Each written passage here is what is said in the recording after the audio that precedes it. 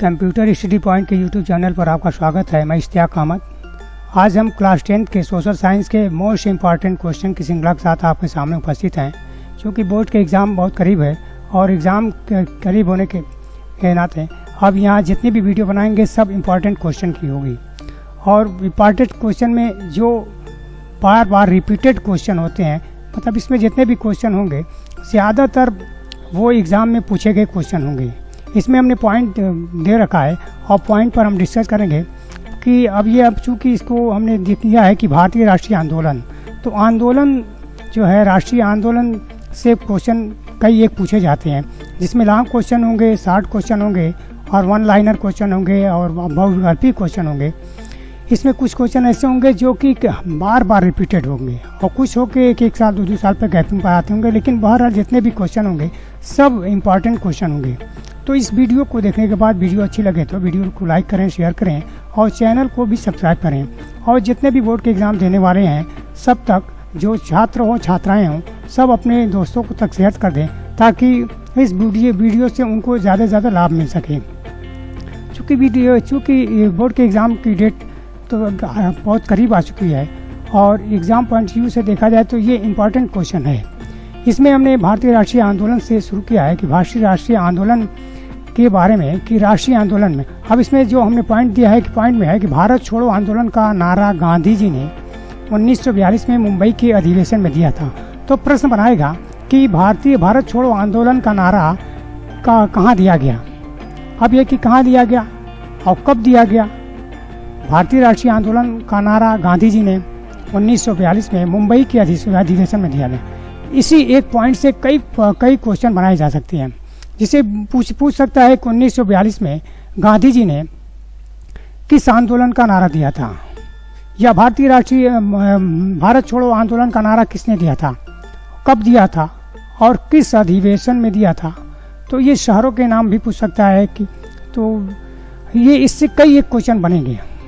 अभी अगला है कि बाल लाल पाल ये कौन थे। इसमें 3 लोगों के नाम हैं। बाल से बाल गंगाधर तिलक, लाल से लाला लाजपत राय और पाल से विपिन चंद्र पाल। तो ये बाल लाल पाल का पूरा नाम पूछेगा कि बाल लाल पाल का क्या पूरा नाम लिखिए।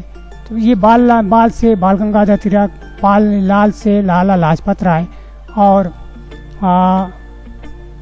पाल से विपिन चंद्र पाल। और ये है कि ये कांग्रेस के गर्मपंथी दल के नेता थे। इसमें चूंकि कांग्रेस दो ग्रुप में बढ़ गई थी, एक गर्म दल और दूसरा नरम दल। तो गर्म दल वाले वो कभी भी नहीं चाहते थे कि अंग्रेज़ों का हम, मतलब ये कि बहुत काफ़ी विनती करके उनको यहाँ से जाने के लिए कहें। वो ये चाहते थे कि उनका ये कहना था कि अंग्रेज़ चूँकि जो बात का आदमी, ये लात का आदमी होता है, वो बात से नहीं मानता, इसीलिए ये कहते थे कि जैसे वो सवाल करें, जैसे प्रश्न करें, वैसे उसी की बंगी की भाषा में उसका उत्तर दिया जाए।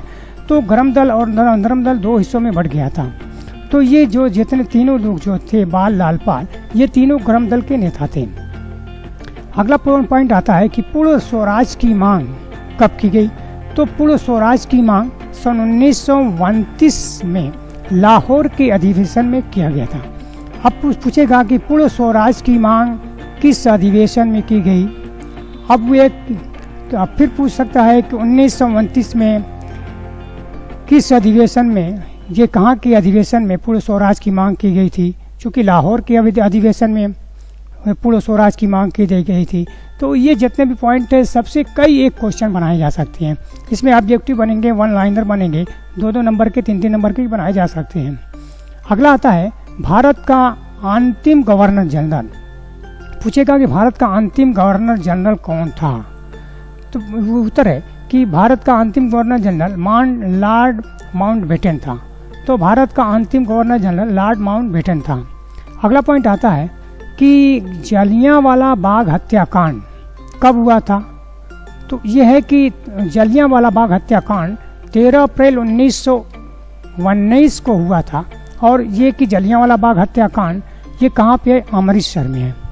तो पूछेगा कि जलियांवाला बाग हत्याकांड किस सन में हुआ था, किस डेट में हुआ था। तो ये जलियांवाला बाग हत्या, ये जलियांवाला बाग कहाँ पे स्थित है। तो इससे भी 2-3 क्वेश्चन बन सकते हैं। अगला पॉइंट आता है आज़ाद हिंद फौज की स्थापना किसने की थी। प्रश्न है कि आज़ाद हिंद फौज की स्थापना किसने की थी। तो उत्तर आएगा कि आज़ाद हिंद फौज की स्थापना सुभाष चंद्र बोस ने की थी। अब फिर प्रश्न पूछेगा कि ये कब की गई थी और कहाँ की गई थी। तो सुभाष चंद्र बोस ने 1943 में सिंगापुर में की थी। तो इससे 3 क्वेश्चन बनाए जा सकते हैं कि आज़ाद हिंद फौज की स्थापना सुभाष चंद्र बोस ने 1943 में सिंगापुर में की थी। अगला पॉइंट आता है तुम मुझे खून दो मैं तुम्हें आज़ादी दूंगा। ये कथन किसका है।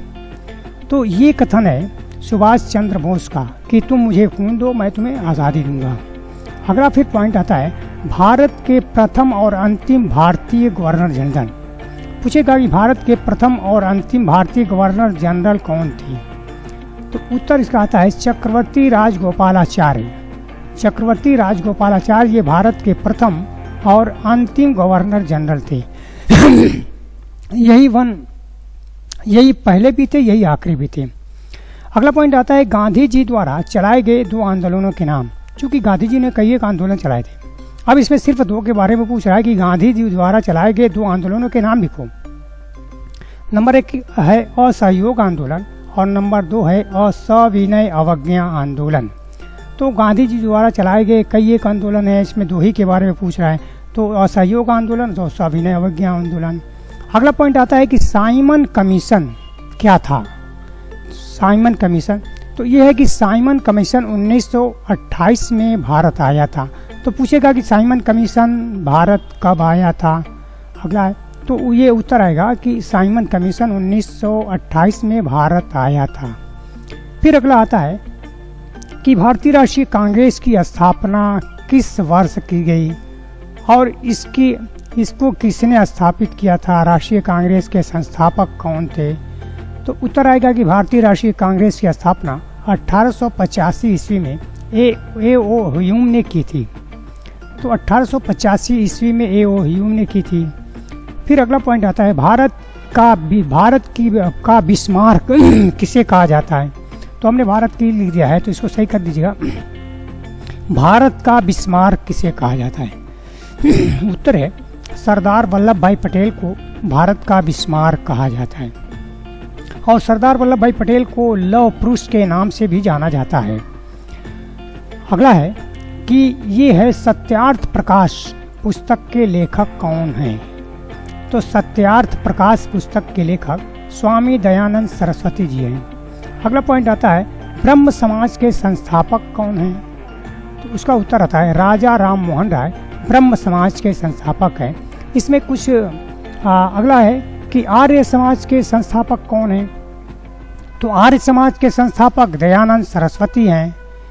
तो ये मतलब ये कि मैच करने के लिए भी आ जाएगा कि ब्रह्म समाज के संस्थापक, आर्य समाज के संस्थापक और कई एक समाज के संस्थापक, इनको एक साइड दे दिया जाएगा और उनके संस्थापक को एक साइड दे दिया जाएगा और मैच करने के लिए भी आ सकता है।